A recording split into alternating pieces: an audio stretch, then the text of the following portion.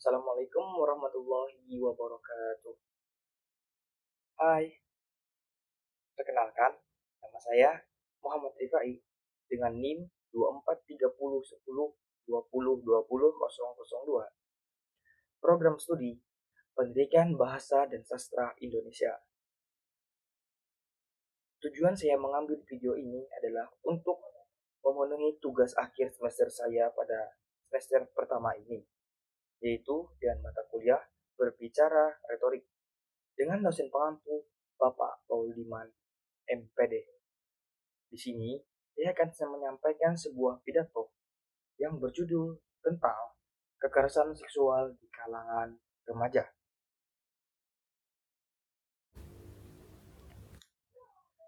Assalamualaikum warahmatullahi wabarakatuh. Salam, Om Swastiastu, Namo Buddhaya, Salam Kebajikan. Tapi selamat Linguna Latai, Salam Sujud Karendem Malempang, Adil Kak Talino, Bacurami Kak Saruga, Sengat Kak Jugata, Arus, Arus, Arus.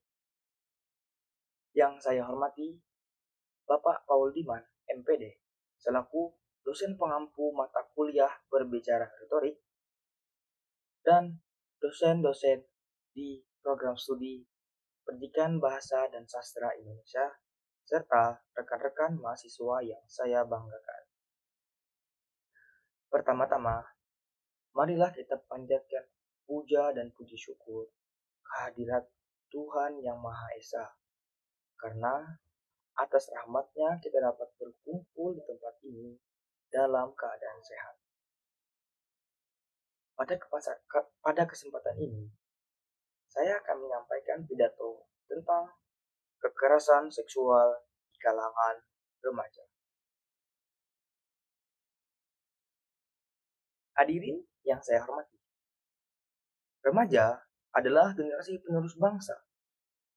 Generasi muda yang dibebankan di pundaknya sebuah harapan yang besar.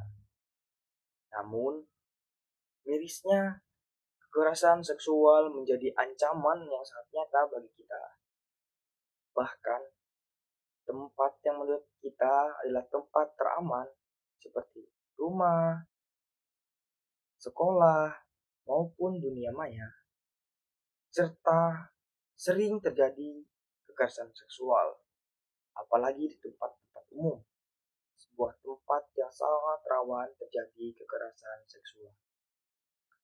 Kekerasan seksual mencakup segala tindakan yang melibatkan pemaksaan atau pelecehan dalam konteks seksual. Mengapa ini terjadi? Salah satu faktor utamanya adalah kurangnya edukasi tentang batasan dalam pergaulan dan pentingnya menghormati hak orang lain.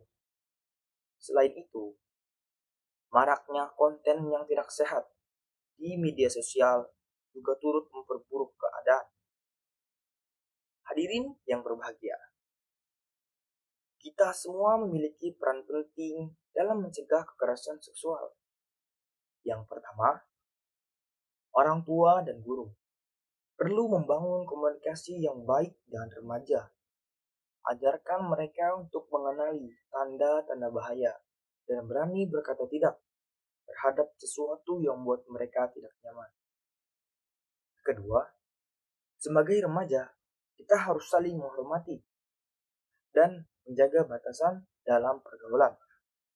Jangan ragu untuk melaporkan jika melihat atau mengalami tindakan yang tidak pantas. Ketiga, mari gunakan media sosial dengan bijak. Hindari menyebarkan konten yang merendahkan atau melecehkan orang lain. Hadirin yang saya hormati, menurut Komnas Perempuan, Pelecehan seksual sesungguhnya merujuk kepada tindakan bernuansa seksual yang kemudian disampaikan melalui kontak fisik atau kontak non-fisik yang menyasar kepada bagian tubuh seksual atau seksualitas seseorang. Tindakan ini sendiri termasuk siulan, main mata, komentar, ataupun ucapan yang bernuansa seksual, mempertunjukkan materi-materi pornografi, serta keinginan seksual, colekan, atau sentuhan pada bagian tubuh, gerakan atau isyarat yang bersifat seksual, sehingga kemudian mengakibatkan rasa tidak nyaman, tersinggung, atau merasa direndahkan martabatnya, dan mungkin hingga menyebabkan berbagai masalah kesehatan dan keselamatan.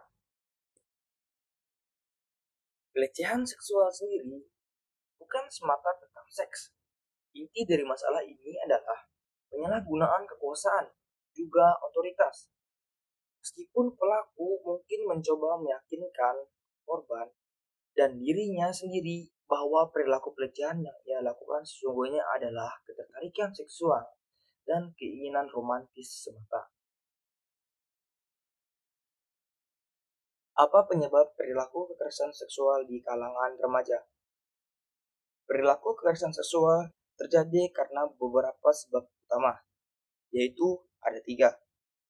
Yang pertama adalah pornografi. Terlalu sering menonton tayangan pornografi menimbulkan hawa nafsu dan fantasi seks dalam diri seseorang, sehingga membuat pelaku memiliki dorongan yang sangat besar untuk menyalurkan hasratnya. Nafsu yang tidak dapat dikendalikan membuat pelaku nekat melakukan kekerasan seksual.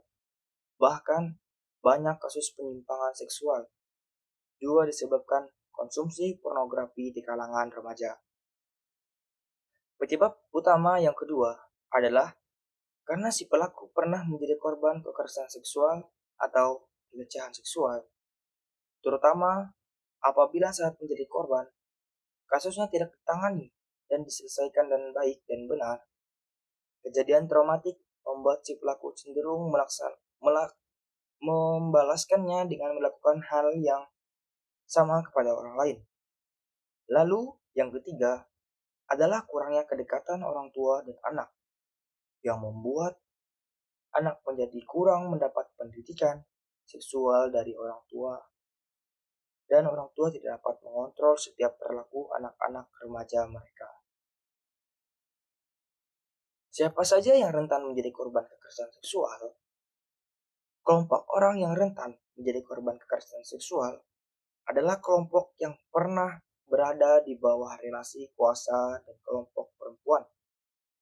Kelompok relasi kuasa maksudnya bahwa si korban lebih rendah atau lebih lemah daripada si pelaku.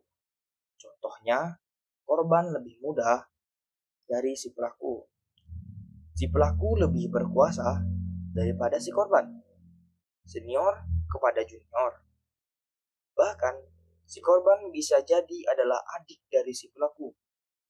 Korban rentan lainnya adalah perempuan, karena perempuan dianggap lebih lemah secara fisik dan perempuan lebih sering dianggap sebagai objek seksual. Untuk itu, kelompok korban yang rentan harus lebih berhati-hati dan harus lebih diperhatikan agar jangan sampai menjadi korban pelecehan atau kekerasan seksual. Hadirin yang saya hormati, kekerasan seksual adalah masalah serius yang harus kita lawan bersama dengan edukasi, empati, dan keberanian untuk bertindak. Kita bisa menciptakan lingkungan yang aman dan nyaman bagi semua orang, khususnya bagi para remaja.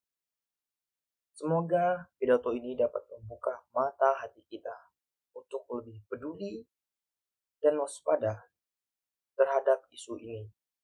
Mari kita jadikan generasi remaja Indonesia sebagai generasi yang kuat, bermartabat, dan bebas dari kekerasan seksual. Sekian pidato dari saya. Mohon maaf atas segala kekurangan dan terima kasih atas perhatian Anda semua. Assalamualaikum warahmatullahi wabarakatuh.